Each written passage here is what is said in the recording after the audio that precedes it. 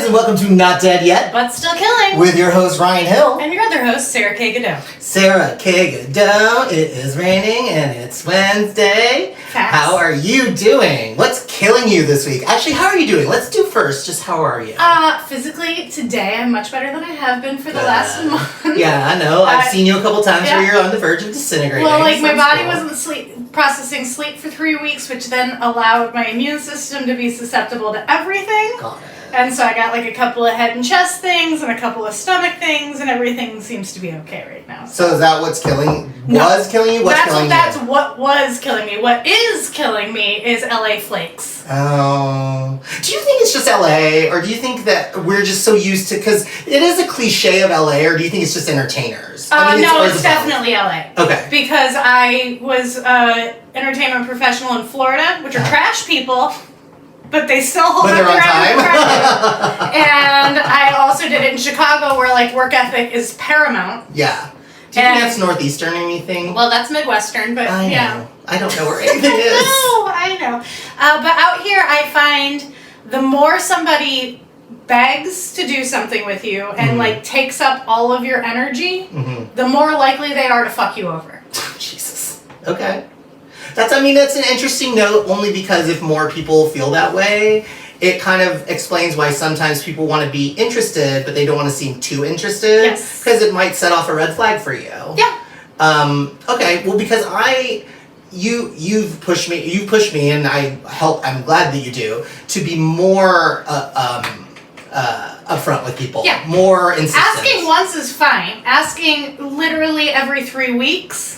That's a bit. Okay. Or if you've already been like, as a booker, if you're like, okay, thanks for asking, I promise you're on my list. I do a monthly thing, so the list is long. I will get back to you, and it still keeps going. And some of the flakes, and I will not name blast anybody, but some of the flakes have now flaked on me thrice. And so they're dead. Guys, it's so many times that she had to go back to medieval times and pull it right out. They're dead to me now, because I don't have that many hours in a fucking day. That's why I am exhausted, because I'm trying to do the job of 5 people. Yeah. So if I give you my time, appreciate it. Yeah.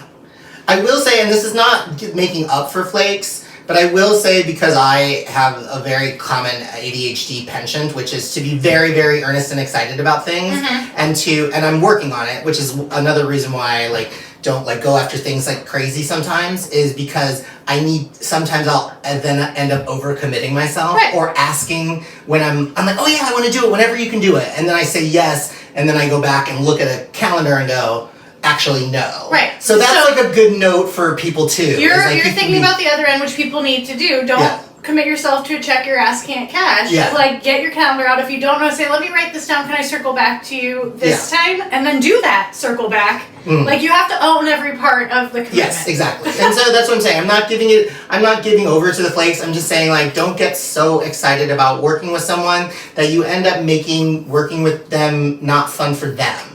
You know what I mean? Because you have to reschedule 10 times, because you end up doing other things. And, that's one of the reasons why I haven't been pushing as much with bookings, is because I'm working on other stuff with day job stuff.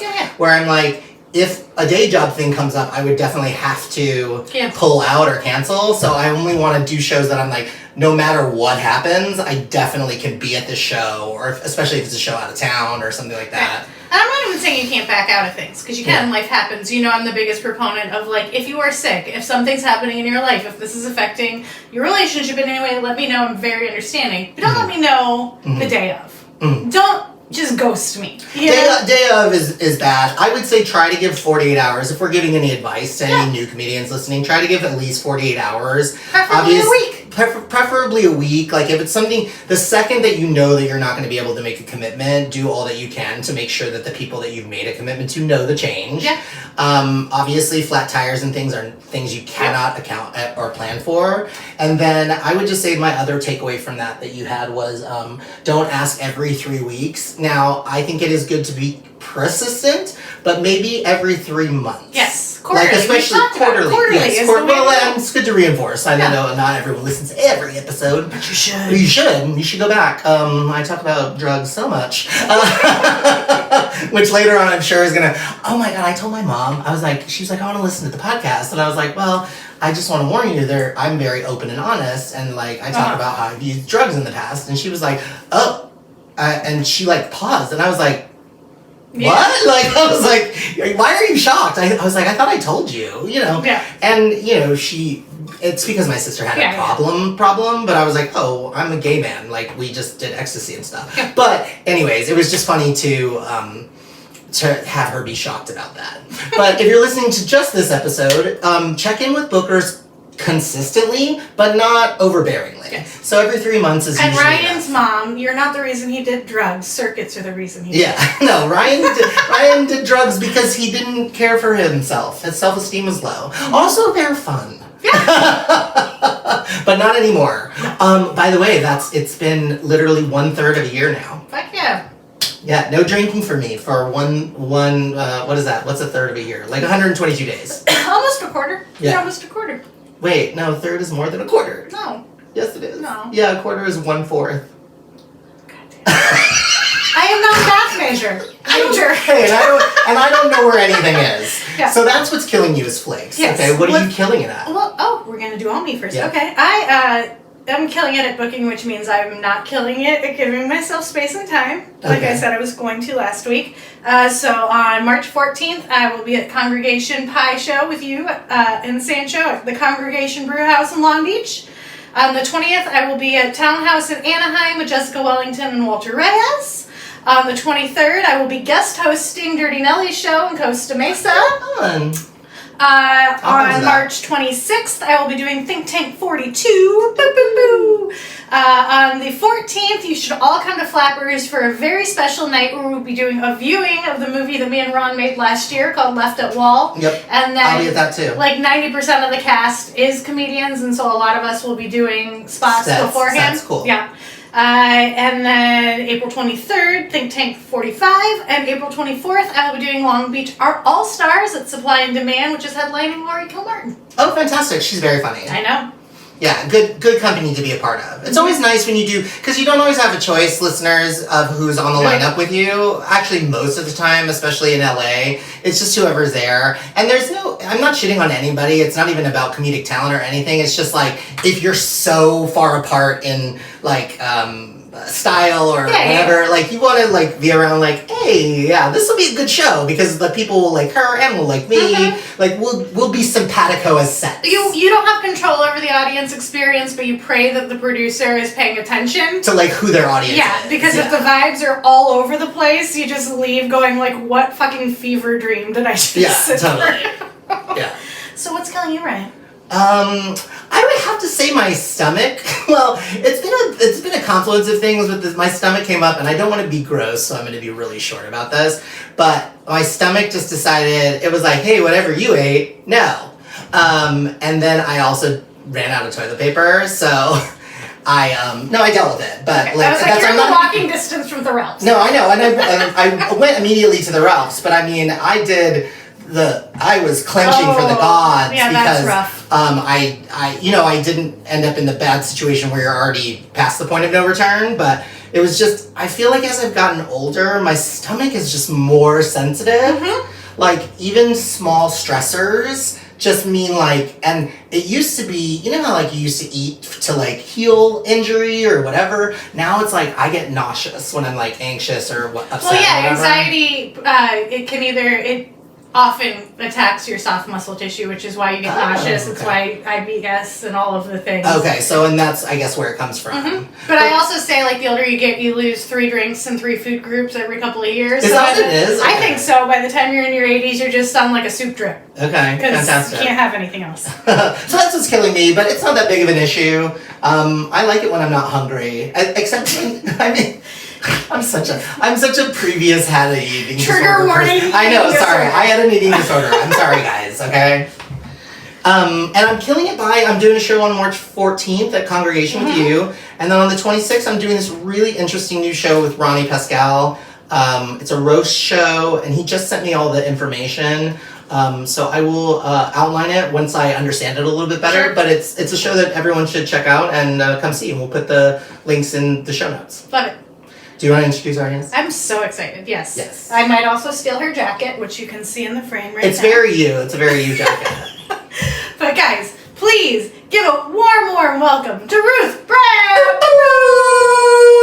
Thank you guys. Thank you so much for having me. I'm thrilled to be here. And I didn't flake. I was trying to stifle laughter. Because you know what? I'm a native New Yorker. I lived half of my life in New York and half of my life here.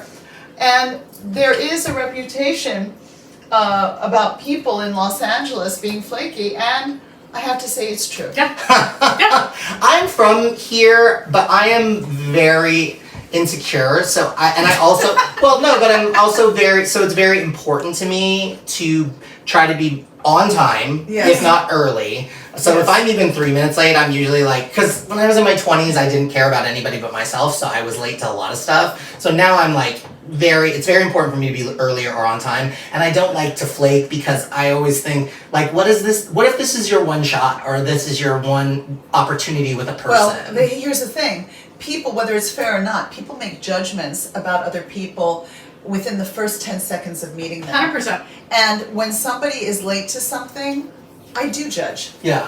I do. And I had a college professor, and I remember nothing from college. But the one thing I do remember is that I had a professor who said, always show up 5 minutes early to an appointment. And I never forgot that. Yeah. Yeah, I grew up in theater from like when I was 3, and like I was blessed with the woman that trained me because she was always like, 15 minutes is on time is like, always. Yes. Always, because like you can't control what's going to happen, and it's not just about you. Like anytime there's more than one person involved in anything, you're affecting somebody else's life, and that's a responsibility. Yes. You know? Do you guys have a grace period? I have a 15-minute. 10 minutes is like there's literally no ire. 15 minutes is kind of my upper limit. After 15 minutes, I'm like pretty much ready to like reschedule. Go ahead. No, I was going to say, for me, I can answer that because as you know, I produce shows, and I've had a few comedians, not one, not two. I'm going to say a handful, and there will be no names mentioned because I believe in giving people grace. But I've had a few comedians who are actually good comedians who were very, very late. Yeah. Like super late. Yeah. I'm not talking like 5 minutes, 10 minutes, 15. I'm talking, and I was surprised. You know, because if I have a show, I make sure I'm there early. I get there early too, because I have to get into the space. I have to feel the space, the energy. I want to find parking. Find parking. I want the producer to know that I'm there, so they're not furiously texting me. And there are occasions where you are going to be running late. If you know that you're like double booked on shows, let the producer know up top, because maybe they'll book you on a later show if they don't want you to be racing around town, because that's dangerous.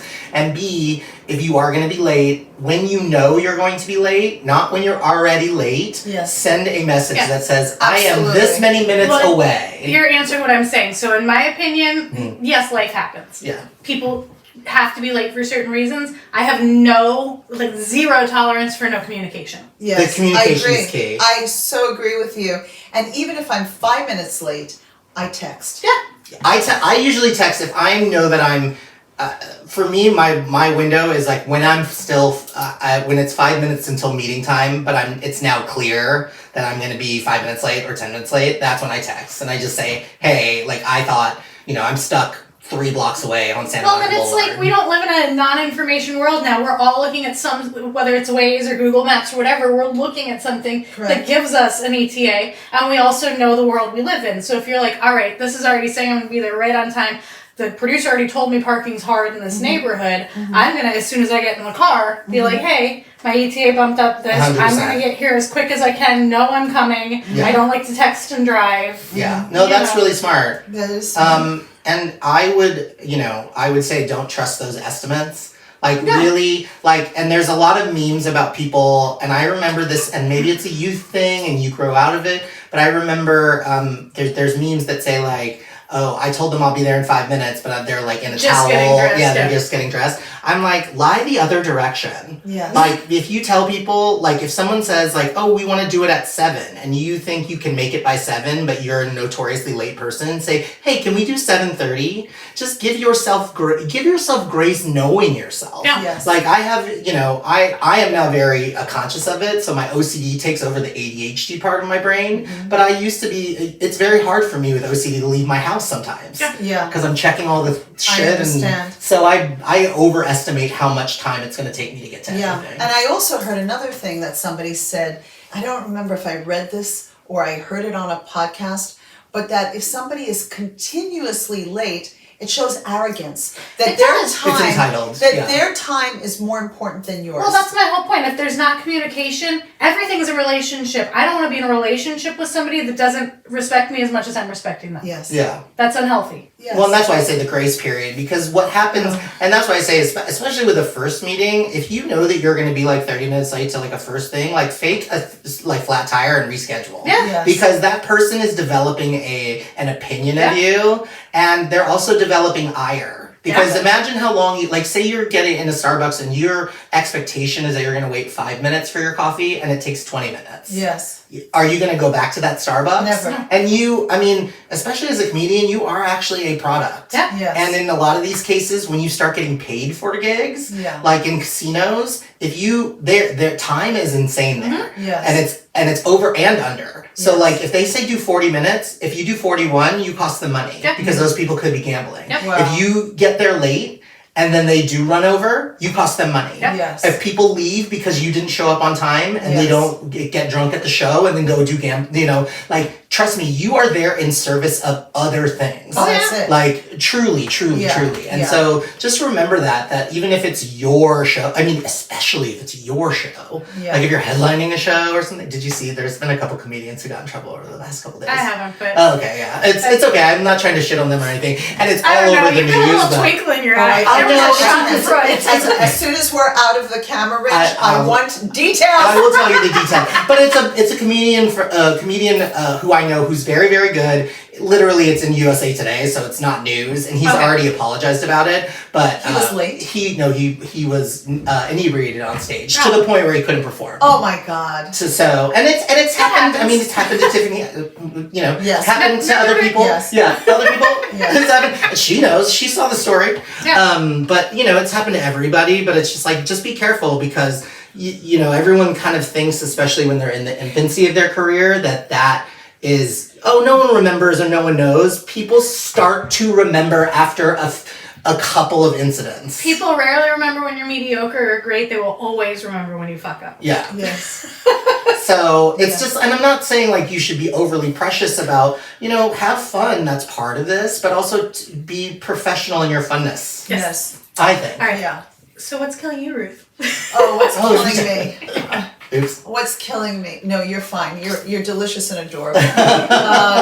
What's killing me? Well, I've had a really, really interesting life lately, but just because things are good doesn't necessarily mean that you don't have spilkus. I will translate. Mwah. Spilkus is a Yiddish word for stuff, Yeah. restlessness, right? So I've had some spilkus because I've been doing working on a one-woman show, which I've performed twice already, but I also have to make a living, Yeah. and I'm self-employed. Yeah. So this is a good thing that I can make a living, but because of the fact that I'm self-employed, I have to answer emails, I have to make phone calls, I have to visit customers. It's a full-time job because this is what pays the bills, and yet I'm also trying to be a productive creative. So it's the balancing act. That's what's killing me. The balancing act. We both know. And We have day jobs. I and mean, I'm a trying to writer, stay but present yeah. and trying to stay present in the midst of the insanity. That's my prayer and my challenge every day. Please, God, help me be present. No. Do you have any, because we try to sometimes not give advice, but just say what we use, and I want to actually know myself because I work on that balance. Do you set aside, because I've been doing chunks of time. I do windows of time, and I make it very important that like 10 to 12 is day job stuff, or 9 to whenever, or whatever time you want. And then this is creative stuff, and I won't answer other emails. I actually have a separate email for all of my comedy work, and then I have a separate email for my professional as well. copywriting work. And I don't, when I'm working on one, that's the one that's open, and the other Yes. one is shut. They're all on my phone, so that's kind of like tremulous, but what do you do for yourself? I have gotten much better at chunking time because what I've learned, like in various writers groups, is writing for 20 minutes It's a long is, time sometimes. is better than not writing Yep. at all. So I would sometimes go for days without writing, and I would feel like shitty about myself. And for me, if I miss a day of not writing, it's like missing a day of not breathing, because it's important to work on the craft. So in a perfect world, I'd love to write at least an hour a day. Does it happen? Ooh, an hour? Yeah, most of the time, no, I can't. Yeah. But I will try to work at least a half an hour a day if I can. And I put my phone away in another room, because I'm not a surgeon. I don't have to answer an email right away. You know, I figure if somebody doesn't get their text answered or their email answered within a nanosecond, they'll survive. Well, and I think that we need to talk more about that, because that is the reason that there are different modalities of communication. And I've had to illustrate this to people who think that a text requires an immediate or very quick response. I'm like, if you needed me immediately, and by needed I mean emergency, you can call my phone. Yes. And if I don't answer the first time, you call it a second time. When I've seen that I've missed 2 calls, that is my signal that it is an emergency and I need to call you right back. That's good. If you send me a text, that is a communication that you have deemed not necessary to be responded to immediately, because there is no immediacy to text. But unless you're already in locked if if you're talking, if I'm like on the way to pick you up, or there's something. If you're communicating. But I just think that like email is the same way. Like, I mean, it's a good example, but in my mind I went,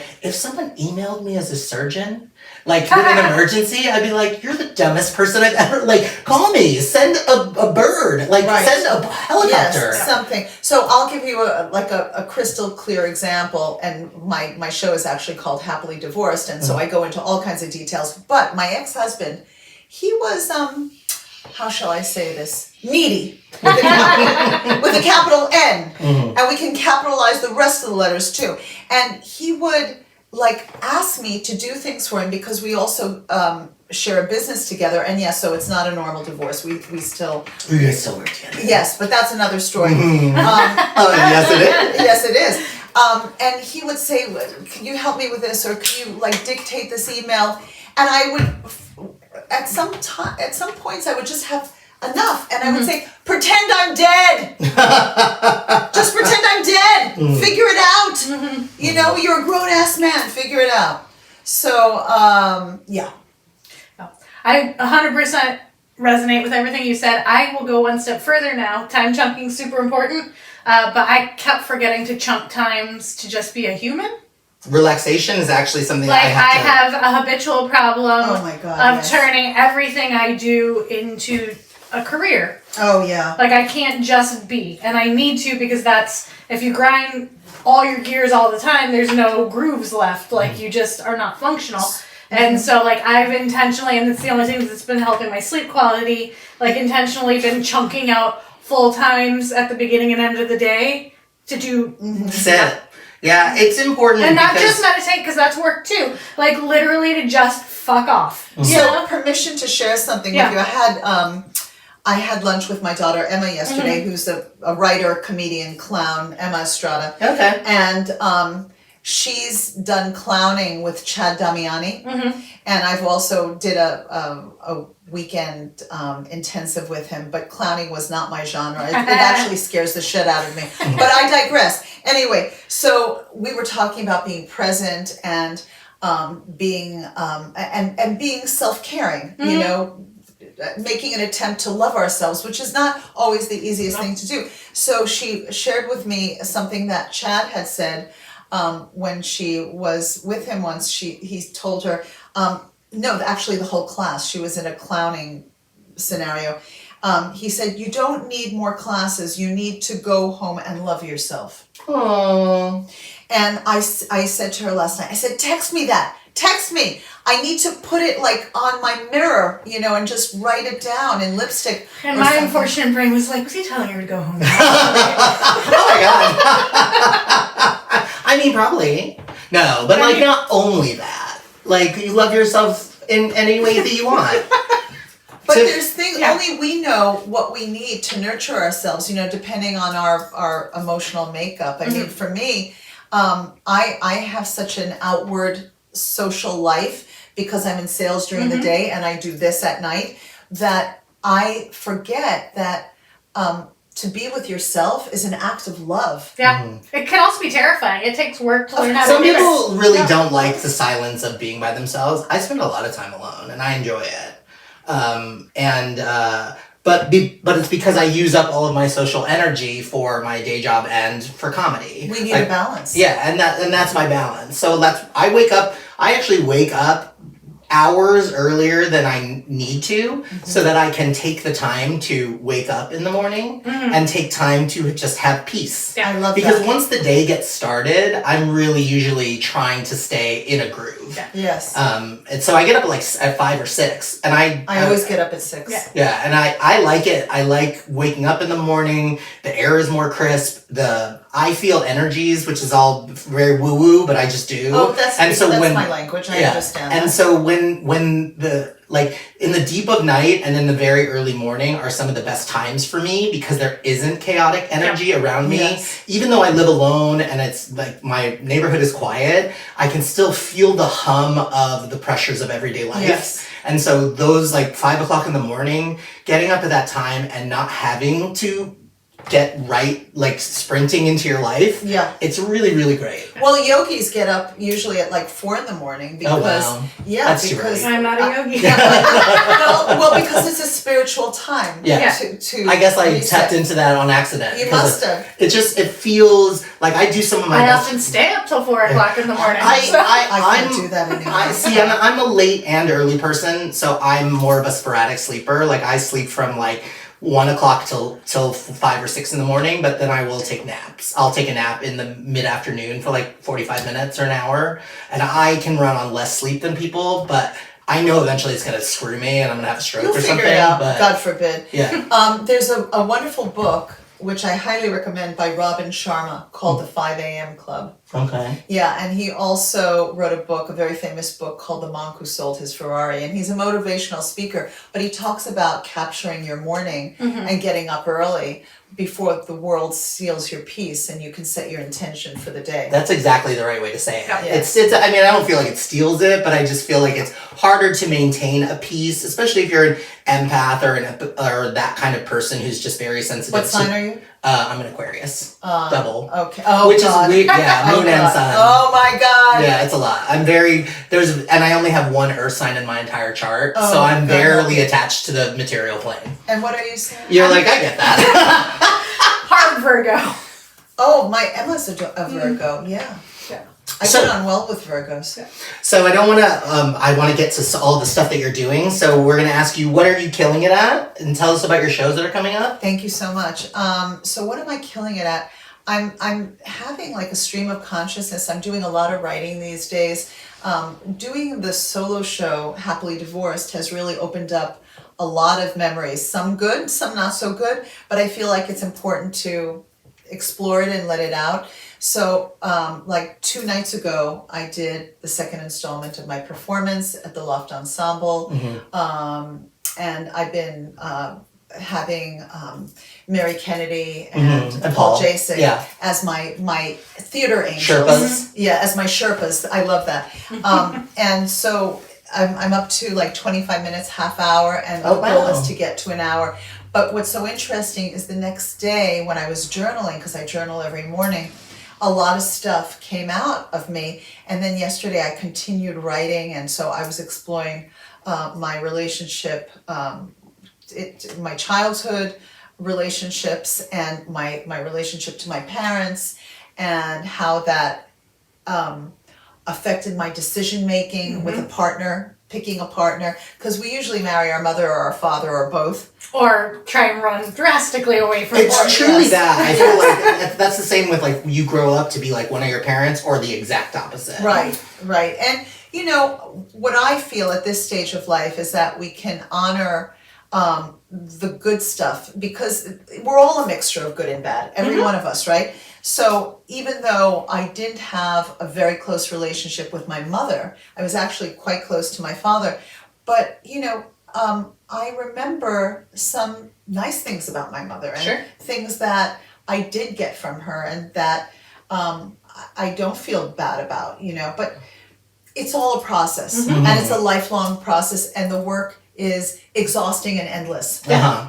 Yeah. It is good. I mean, but it's good. Doesn't it feel like worthwhile work? Yes, because I think that when you hide from your past, especially the unpleasant stuff, it just comes, it's like having dust under the carpet and you say, oh, I don't have to clean it up because nobody can see it. Eventually that carpet is lifted and you're going to have a lot of dust. Well, it's the same thing with memories. We have to deal with our memories so that we can be functional, happy human beings who don't ruin other people's lives. Yeah. Well, it's corrosive too. Yeah. I mean, dust is not necessarily the best allegory for that, but it's just like any sort of thing. The buildup exists even if you can't see it, and the effects are not just in the avoiding doesn't temporary. fix. Yeah, Avoiding it actually doesn't fix, and deleterious over time. The work, I think a lot of people misconstrue. They try and do work on everybody else around them instead of themselves, and you 100% cannot change anybody else aside from you. And that's it. And why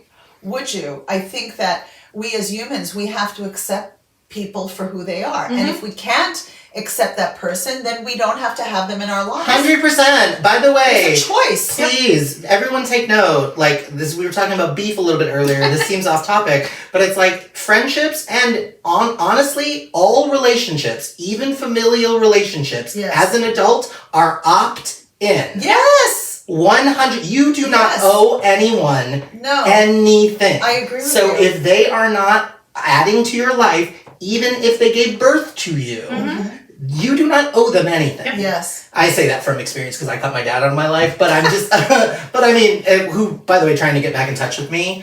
But, you know what's interesting that you said about Ryan's mom, you're not on the shit list right now. No, we like her, and we convinced her to let me tell the joke about the cheese, so. My mom had a really tumultuous 90s. She was a single mother in the 90s when, with two of this. So we were a lot. She was very stressed. But she gave me some really good material. Yeah, but what's interesting is you said that like you can't run away from it and you have to deal with it so you're not shitty to other people. Yes. But it's also like, and it's also good to process it and get through it, and if you can find comedy material or poignant material from it, and not be ashamed of it, because a lot of people don't deal with it because of shame. And the reality is that I have no shame about anything in my past because I like who I am now. Yes. Even if those things that I did in my past were shameful, I'm where I am. Even the mistakes I've made, I'm where I am. I'm who I am because of all of that stuff. Even the hard things with my parents. That's why I hold no resentment. Like, I don't hold resentment for my dad, but I made a choice not to have him there. Well, there you go. And that's a big deal. And mazel tov to you for that. This is what I've learned about shame. Once you say it out loud, it's gone. Yep. It's a magic trick. You say that thing that you thought you were ashamed of, but maybe you really don't need to be ashamed of it. You say it out loud, and guess what? It goes. It leaves the building. At least that's my experience. I remember. Oh, I'm sorry. No. I remember when I started comedy, and I was listening to all these irreverent comedians on stage talking about stuff that was really personal, really, really personal. I thought, what the hell? What are they doing? And now I'm just like them. Yep. Because you can't get to the next level of comedy or performance in general if you are not honest. And I'm not talking about 50% honest. I'm talking about completely honest. Yeah, it's vulnerability. It's vulnerability. It's vulnerability. And I've always said, and I'm still trying to make this stick, I haven't gotten there yet, but no one can shame you. Because usually what happens is someone will look at you being that honest and go, oh my God, I could never, or they'll try to pull you back into shame. And I'm like, no one can shame you if you are not ashamed. Yes. If you are not ashamed, then you can't be shamed. Not to always make this a psychology podcast, but I might know a thing or two about she does. Yes.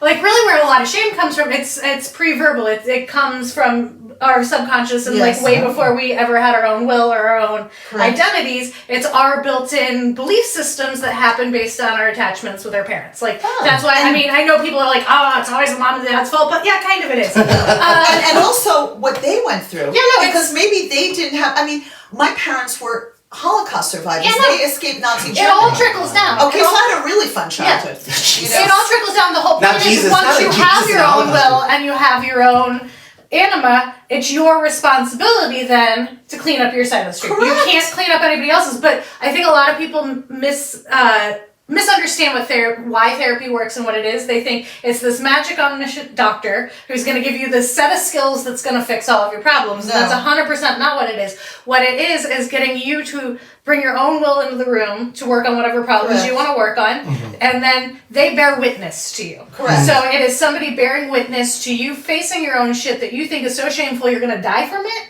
and not dying in front of somebody else who is not going to shame you. Correct. And can you imagine how much better our world would be if therapy was mandatory for every living human being on the planet? Yep. I think it should be. I agree with you wholeheartedly. Yeah. I think that we're in an interesting period in regards to therapy, and we're much closer to it. You obviously owning a psychology practice, us working in the space of doing stand-up, but also doing stand-up that is very personal. There are people who do stand-up that is not personal at all. Correct. It doesn't resonate with me, so it's not my flavor, but I say if that works for you and you can get laughs, do it. For me, it is a personal journey because I want the other person to feel safe to laugh at their own shit too. Yes. Like that's what I'm It's giving an you permission to do. Absolutely. And so, but I think that being comedians, but also being in this generation of a little bit more awareness of mental health, we truly are the first generation in my mind of people. My parents are older, so they're in their 70s. So people from the late the 70s and 80s, born in the 70s and 80s, are the first grown generation in my mind who had the vocabulary for mental health. Truly, therapy was considered crazy. I was sent to therapy as a 12-year-old for any number of reasons, but it was considered still crazy at the time. Yeah, taboo. You know what's so and interesting? now it's just when you can't afford it, you're just sad. Listen, people will spend a ridiculous, especially in Western civilization, people will spend a ridiculous amount of money on their homes, their cars, their bodies, their clothing. The list goes on and on. But how come people are so hesitant to spend money on their emotional life? 100%. I don't get that. Yeah, that's wild. Because I hadn't thought of it in those terms. Yes, It comes down to a fear of accountability. It always does. Nobody wants, because to truly heal, you have to take responsibility for yourself. Correct. And it's terrifying for people to do that. Yes. So I want to, just so we can get some of your story too. All this conversation is great, but I love this. This is my language. You're my people. I'm I feel like this could be a 4-hour podcast, and we might have to have a part 2. But I do want to get into. I want to talk a little bit. I think that this connects. Before you started stand-up, did you have these same feelings, or do you feel like part of your mental awakening came from when you started performing? I don't know what came first, the chicken or the egg. Okay. But I'll give you the short version. And then you may ask questions. Yes. So I ended my marriage close to 4.5 years ago. I think it's about Okay, after how many years? Well, we were together a long time. We were together 28 years. Wow. And we were married close to 25 years. And I kicked him out on the day after Father's Day, June of 2019. Hey, you gave him one last day. I gave him one last day. We had our overpriced seafood dinner at Lure in Westlake, and then I said, get the fuck out of my house. Actually, he didn't leave the next day. He left 2 days later because I begged my best friend to take him in, and she did, and that's the kind of friend she is. Yeah, and he's still friends with her husband, but that's another story. Anyway, I digress. So your question was, how did I get into... Do you feel though that you were that emotionally liberated before, or do you feel like you had finally done it by getting your divorce that maybe you had wanted for a long time, and then you went right into performing? I think the latter. I think that the honesty that I finally faced about the marriage having been in decline for so many years. I was on the Titanic, and I was hanging on to the side of the ship, saying, no, it can work. This ship can sail. No, it was sinking for 9 years. And I kept holding on. That's 9 years. A third of 28 years. Yes. Yeah. And I was holding on because we had 3 kids together. We had a business together. Which I know a little something about. We had a home together.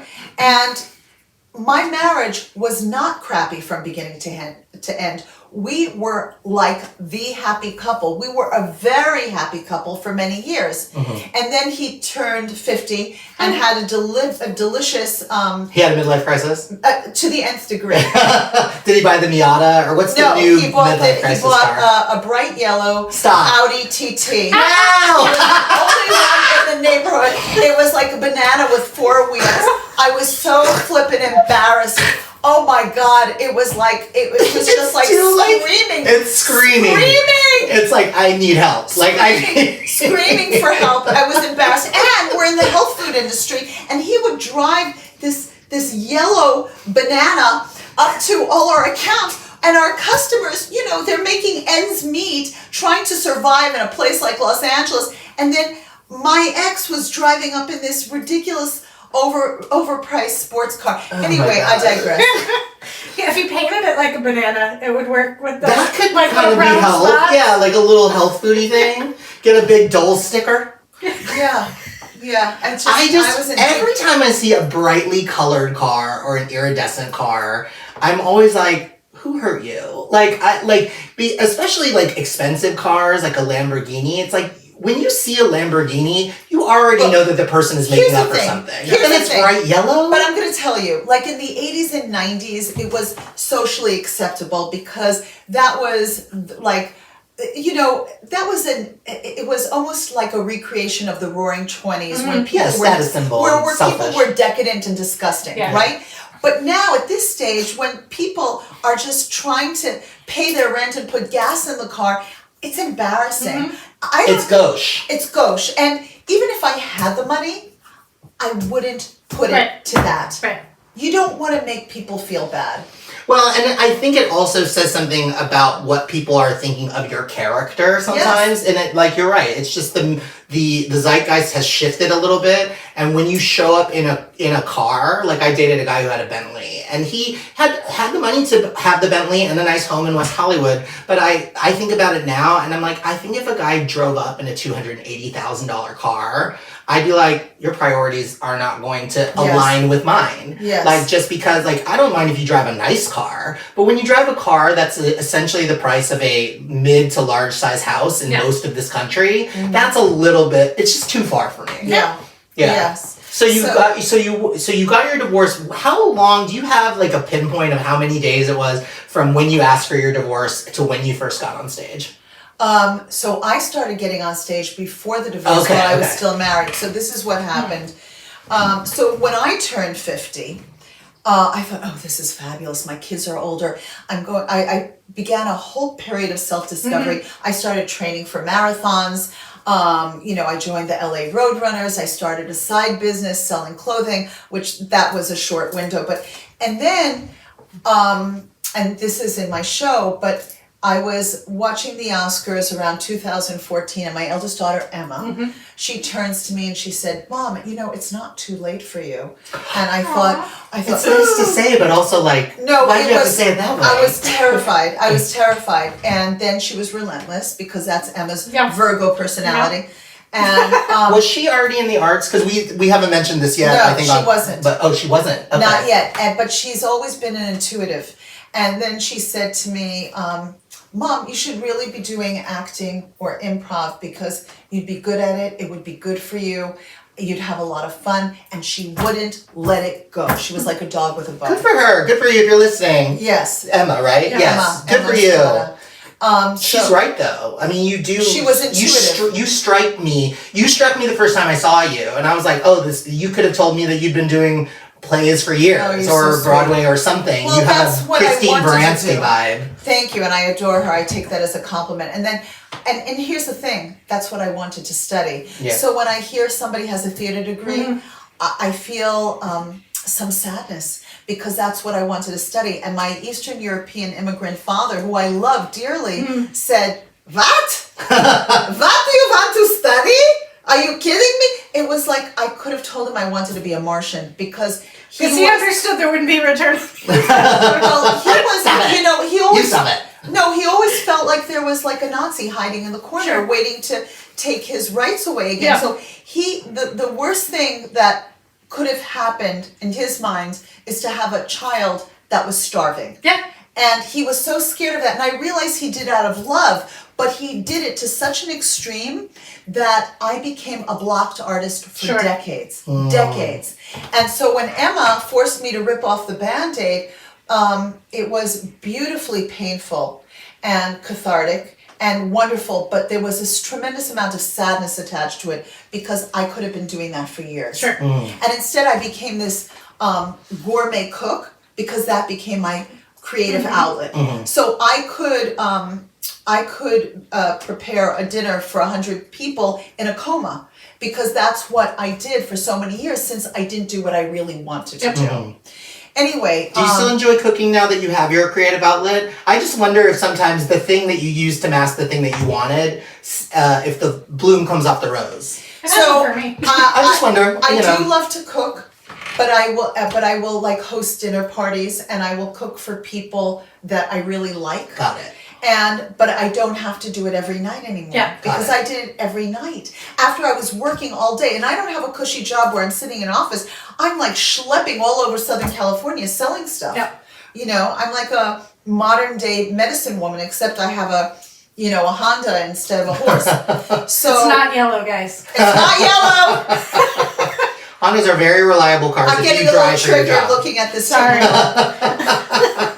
I won't buy anything yellow. You know what's interesting is I mean I've heard a lot of stories from people from the Eastern European bloc or immigrant families period about their parents just wanting them to like do the American dream the way that they think. I think they think that people who look like me do it, which and I was almost in that same area. My mom wanted me to be a lawyer or a doctor or any of those things. Are you sure she wasn't Jewish? Well, I mean, I told her I wanted to marry a Jewish guy, so maybe. But I think she just wanted status. My mom grew up really poor, and sometimes I wonder if that's where it comes from. That was her success ticket for you. Yeah, well, and so now my sister has a mansion, and like they're doing well. So I'm like, focus on her, and I do well. I actually do well myself. But it took a roundabout way, and the only way that I could convince my mom of that performing was going to work was by getting on television. Wow. And I just lucked out. Like I lucked out and got into a commercial pretty much right out of high school. But otherwise, I mean, and it's still even over the years because I went back to college and I have a real job too. Like it was always about that fear of the starving or the not having that thing. And I think that I wish I could just say to parents, not go back in time, because you can never get that time back. And I think that this is your time, if I'm being totally honest with you. I really think that this is right. I feel intuitively, like, and not just intuitively, I'm feeling it, and I can say this, in full honesty, is that this is the happiest time of my life. And I'm no spring chicken. But I think that, I mean, because we've talked about this, because I did stand up when I was younger, but then I took a 10-year break or longer. It was because of the pandemic, it was longer. And I feel better now than I did then. And I was having technically more successes then, but I like my stand up better now. I have more confidence on stage. Like I'm having more fun. Well, you have more life to draw from. I have more life to draw from. It's the same thing as what Emma's teacher, I think, was trying to get at with the go home and love yourself. Like when I used to do UCB, like that was like a cult for a lot of people. Oh yeah. And people would want to like class and class and class and class, and the teachers would be like, no, go out and live your life or you're gonna have nothing. It's just gonna be an echo chamber. There's nothing to bring back in. Like you have to go be a person. Truly. Balance is really, as a matter of fact, I have a balance candle in my house. Balance is really important because too much of a good thing is not a good thing. And you can love comedy. Like you could also love chocolate cake. You could also love wine. But if you drink too much or eat too much or do too much comedy even, it can become too much. We're always chasing some kind of dragon too. Like I've seen like people who do like 20 sets. Yeah. And sometimes I think some of them chase like bad sets almost. They chase like, I'm not saying they're like trying to be bad, but they almost they almost do it in a nihilistic way. Like they're almost trying to annihilate themselves with the way they do comedy. And we talked about. Listen, I've met obsessive comedians and it's their journey. But on the outside looking in, I'm thinking, what are you running from? Yeah. What is it? What are you running from? When I was training for races, I know exactly what I was running from. I didn't want to go back home. Sure, you literally. So I was running like 18 miles, 20 miles, and I was so happy because I was like an Aborigine running in the desert thinking, oh, this is nice. But then I had to go back home and face the music. Mm-hmm.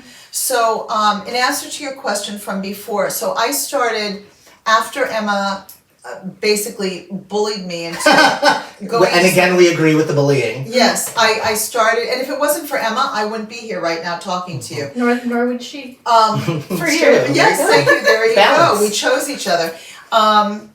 I started with improv. I did that for 4 years. Loved it. Where did you go? I went to, I studied with a gentleman named Tim Simek in North Hollywood. Oh, okay. Yeah, and so I really enjoyed that. But then towards the end, I felt like I needed to do other things. And also, my marriage was ending at that time, and I wasn't into anything at that time. And then I also started with the Actors Workout Studio, and I did acting for a couple of years. I feel like I know that name. Is it's there on Lancashire, but it closed down. Yes, it closed down. Oh, okay. Was that where Jeff Goldblum was? No. No. That was the He had his own thing? No. Oh. Yeah. But then then what happened was the pandemic, and I really didn't want to do acting on Zoom. Mm-hmm. And then I started writing classes, and I loved that. I started with a woman named Terry Silverman, who I adore, and I did a solo show during the pandemic, which I did on Zoom, called Cooking My Way to Comedy. Nice. And I love that. So one thing led to another, and it's been a journey ever since. And I got into comedy in a really roundabout way. When I was at the Actors Workout Studio, there was a notice that came across the desk of the manager, Stacy Raposa, for a monologue competition with a guy named Peter Valentine. Peter Valentine. And it was in Hollywood. It was a competition, 5-minute monologue. You could either memorize one or write one yourself. So it was like a download from someplace else. And it was just a couple of months, 3 months after I threw my ex-husband out.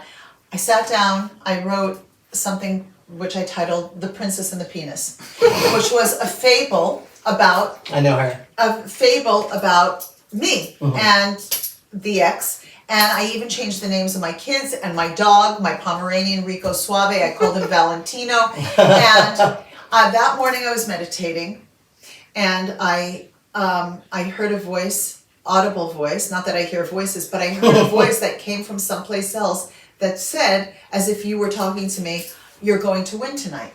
Aw. And I won that night. Oh, wow. Okay. And I was competing against professional actors. And I won.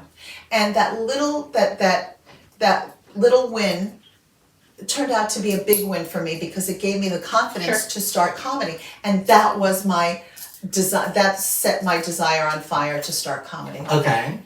Love it. And so now you're doing a one-woman show, which you're developing in an interesting way, because I would have thought, if I put one together, that you write the whole hour and then you start performing it, but you're building yours. I'm building, because memories are coming. Okay, so is that the process? Because you're working with Mary Kennedy and Paul, who are both friends of ours, but or acquaintances, and very talented, both of them. Yes. Is that their process? So I'm doing the writing, and they put in their suggestions, and say, oh, maybe you should turn this way or turn that way. For example, like there's one scene where where I'm talking about my marriage falling apart, and I say I lost respect for him, and then I turn around and myself. And that was Paul's staging idea, to turn around when I say and myself, because I was feeling shame and I couldn't face other people, or couldn't face myself. So they have these wonderful little ideas.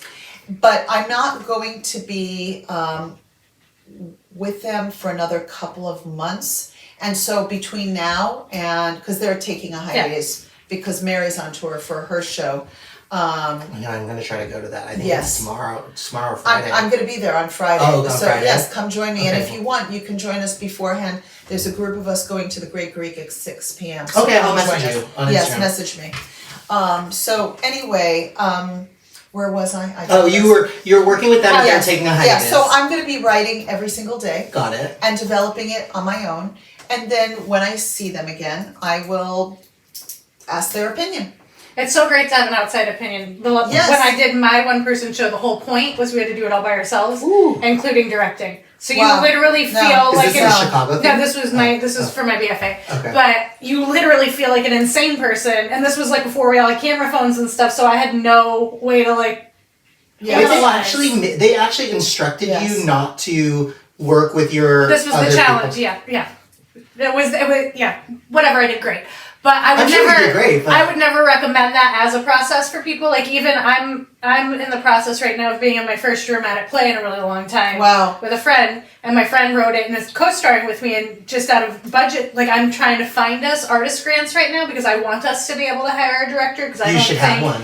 I don't think it's smart for us to do it without somebody. Yeah. Especially because this is like really, I would call it the modern day Who's Afraid of Virginia Woolf. Yes. I think you need an objective. I mean, I think a lot of people don't understand that even if you wrote it, you need an objective, non-involved person to look at your work from a different angle. Even stand-up. I mean, we write together, and I bounce ideas off of people. Like, people think that stand-up is this, like, singular, insular thing. And for some people, the development process is, but at the very least, you're using the audience to gauge whether or not it's working, and that's feedback. Yes. And if you can get that feedback from people who, A, have the history and experience, and then also adjust it so that by the time you're putting it in front of an audience, it's better. Like, that's just, to me, that just makes sense. Yeah. I think all those ingredients are important, and I'm not a prideful person. I feel like whenever you want to create something fabulous, you need a community around you. I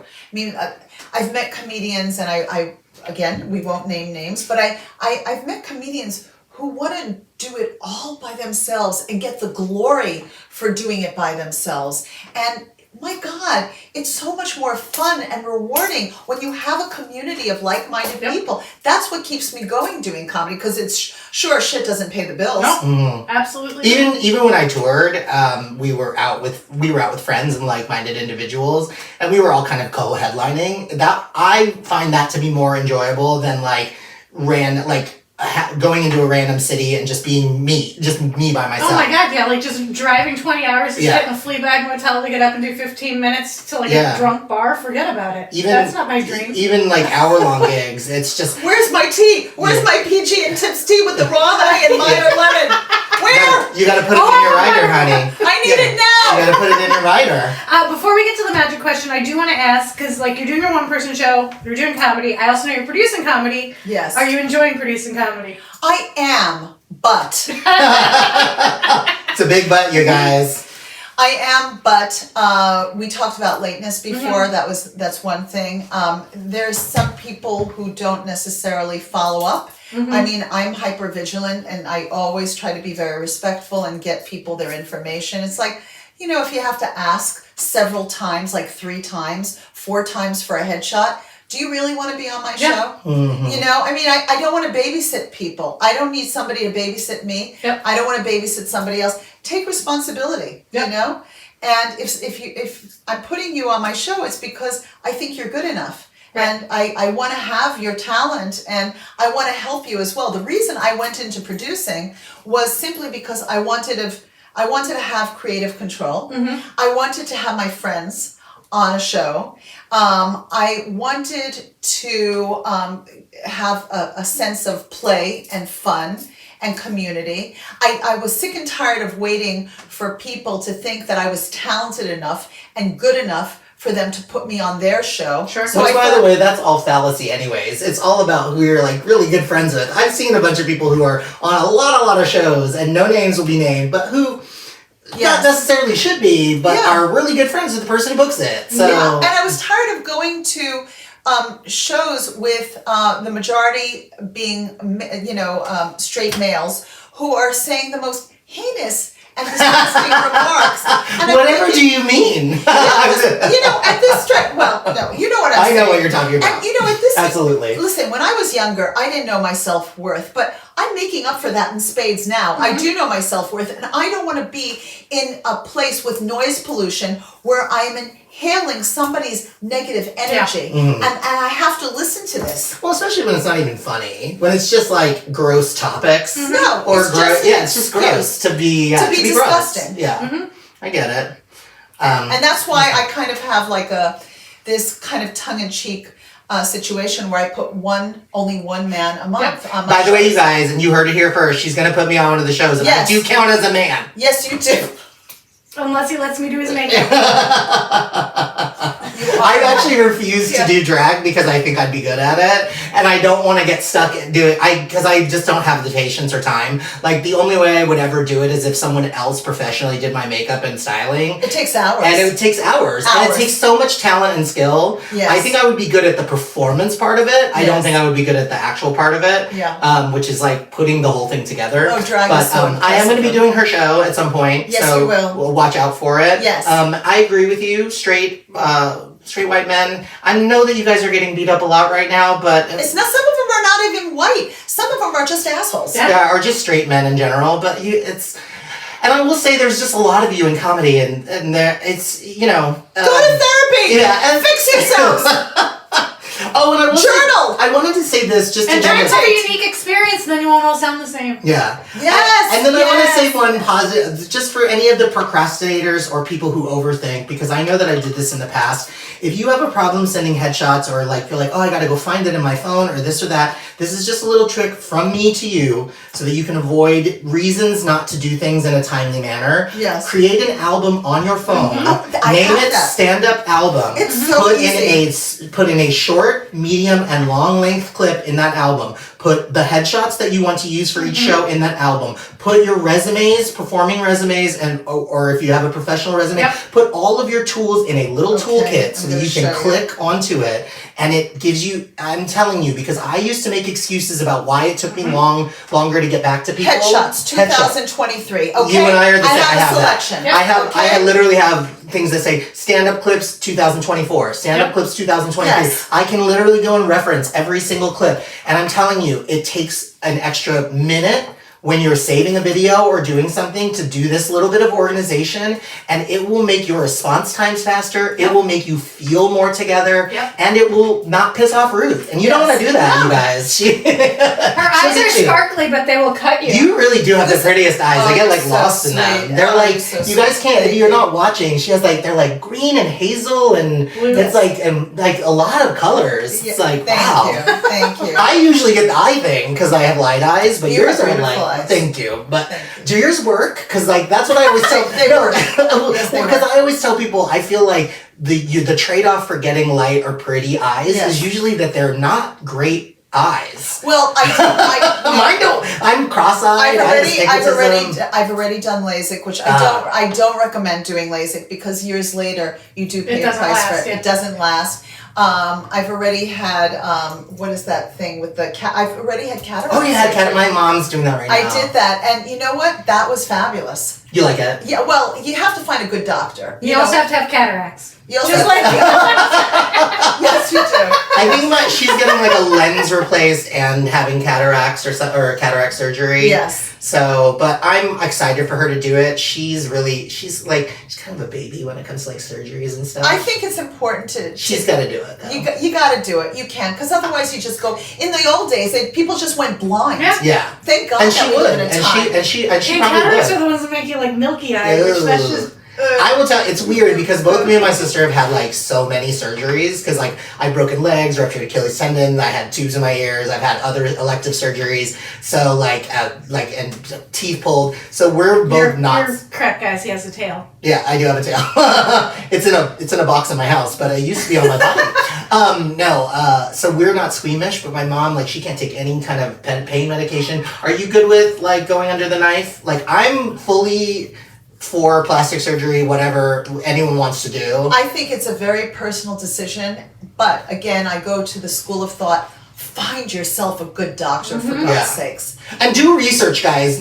Being in Beverly Hills does not automatically make you the best surgeon. No, it truly does not. Listen, some people buy those spots. Go to Glendale where the Armenians are. 100%. Half the price, or South and they're Orange. just as good. By the way, Also, or South Orange County. Do a consultation way early and go in and actually look at the facilities because a lot of places are gross. Yes. Ooh. Like really gross. Yeah. So no, I don't have any problem or issue with plastic surgery, but I do think it can lead to an addiction. Yeah. Because I've been to Beverly Hills, and Those faces, honey. It's a little scary. It's too much, and you know what's really funny? As I saw like one of the housewives who are notorious for having a lot of that stuff done, they were like, I didn't realize until I was so far down the path, because for me, it was gradual, but each time it was a little bit more. But if I look at pictures 5 years apart, I'm like, oh, at about 2 years is when I needed to stop contouring my cheeks, or...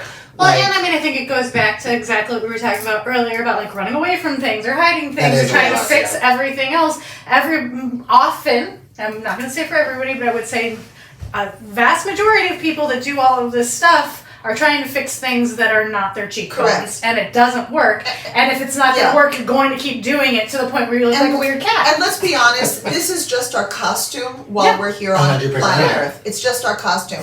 And at some point when you get older, speaking personally, you start focusing more on the inside because you realize that the outside is so temporary. And it doesn't matter what you do to your face, it doesn't matter how much you exercise, the body changes. It's just the way it is. You have to have a balance. Yes, I'm not saying let it all go to hell in a handbasket, but focus on your insides for God's sake so you don't make the rest of the world miserable. Yes.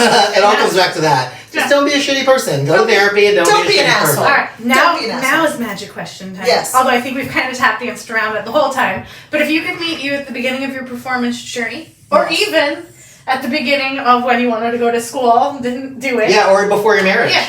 What would you tell yourself?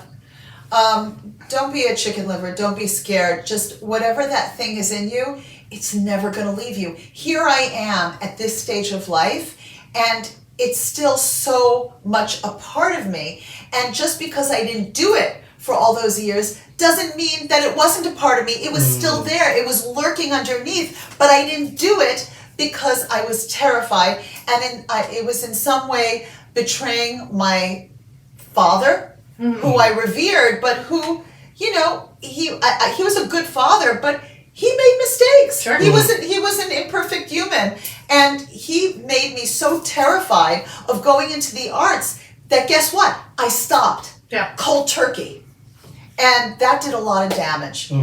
Now, I'm not ashamed or I don't feel bad about my past because my gut tells me that had I gone into the arts, I would have had a very different life and I wouldn't have had my kids. Yeah, I know that. You love your kids. I love my kids. I love my kids. My kids, my 3 kids are the 3 great loves of my life.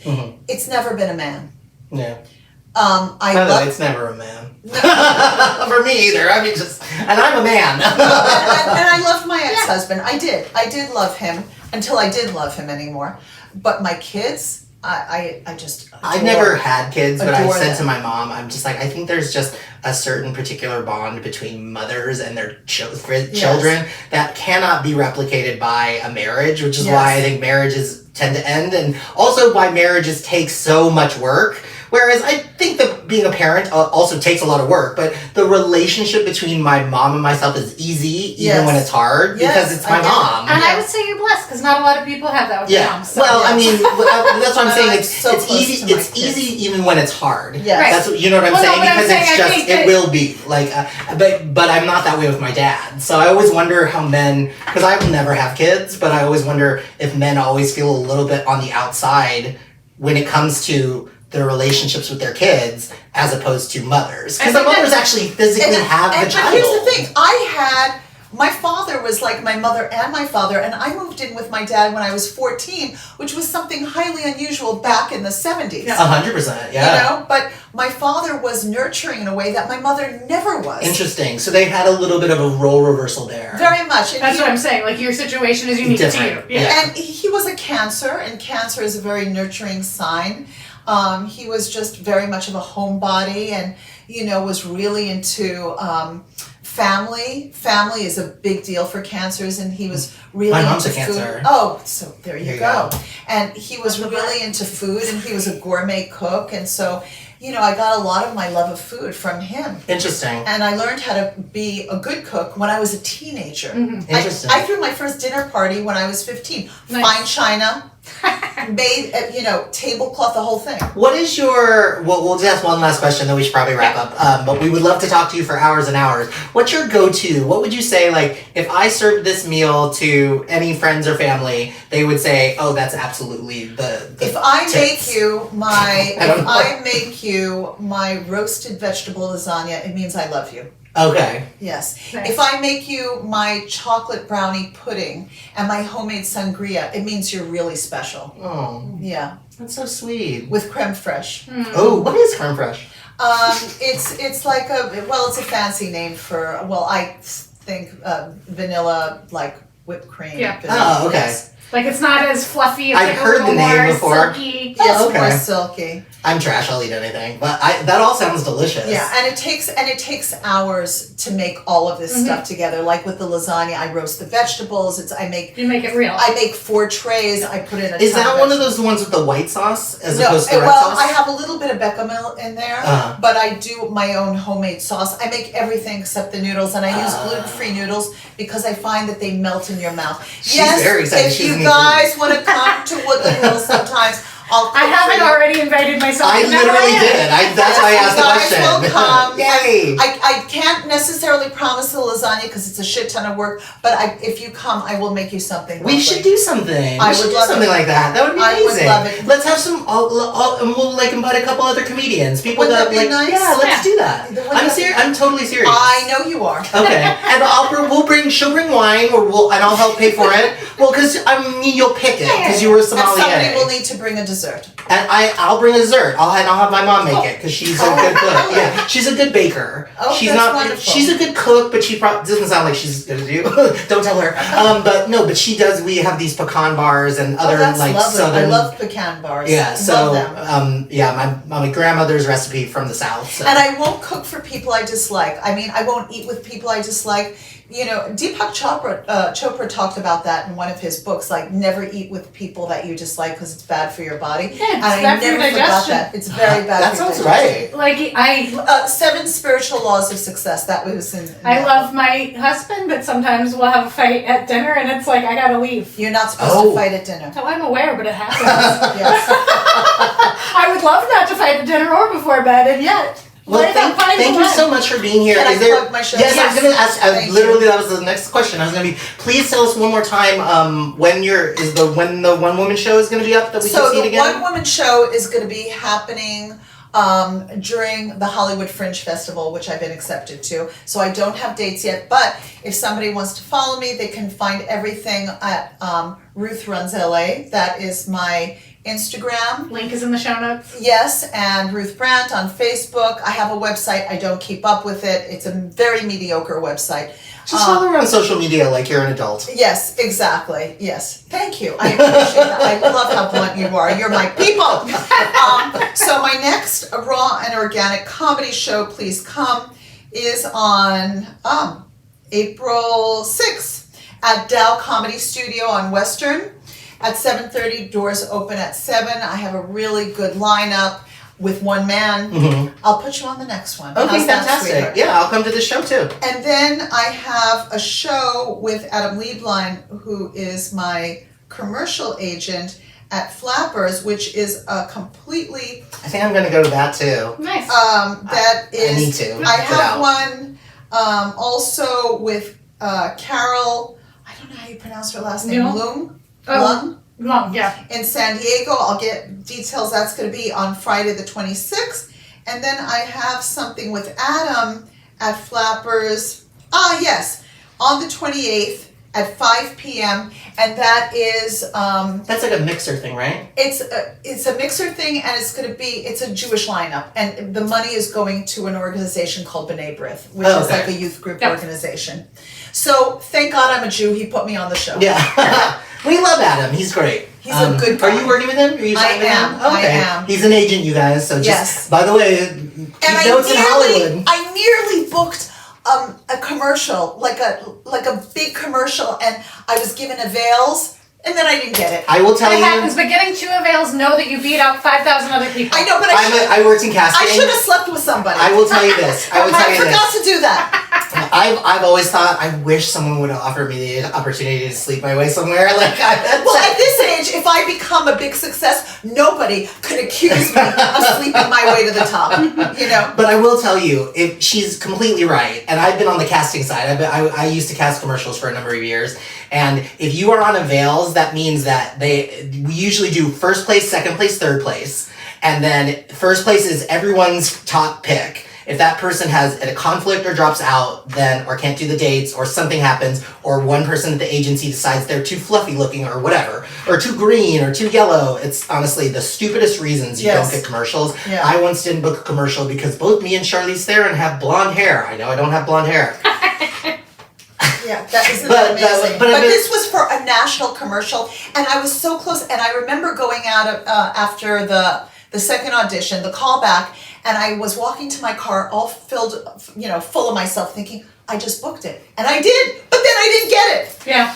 Honestly though, she's right. Avail is like, you're on the podium. Yeah. You truly, truly are on the podium, and if they can only have one person, and I will say of everything that you will ever audition for, because you'll end up doing TV as well, and you'll do other things, commercials are the least...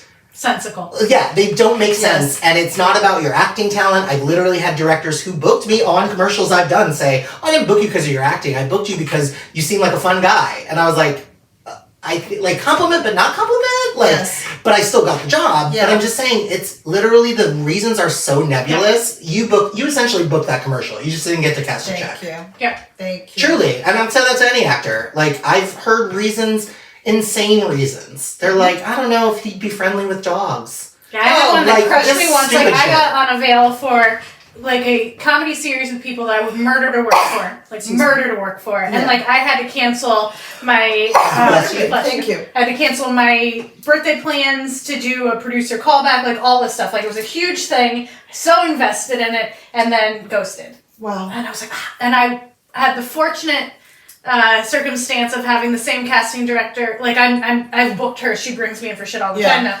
But like I ran into her a year later, and she's like, "Hey, I just wanted to let you know because we all wanted you to have this. Nobody ended up getting to do the project because the star got renewed for his like second season of like a major network series that was already happening, and he was the one producing this one. So like the project shelved. So you might get called in like 5 years to do this. Oh, that's Wow. wild. But like But you booked the job. I did book the job, but it's one of those things. It's hard to keep perspective because you think it's all like something that you did wrong or failed or you weren't good enough as somebody else. And there's so many other It reasons. literally has Wow. nothing to do with you. If you're on a veil, that means that not only were you good, you were better than everybody else. And a You lot of were- people remember you. Yeah, and a lot of people remember you. They will call you in for other auditions.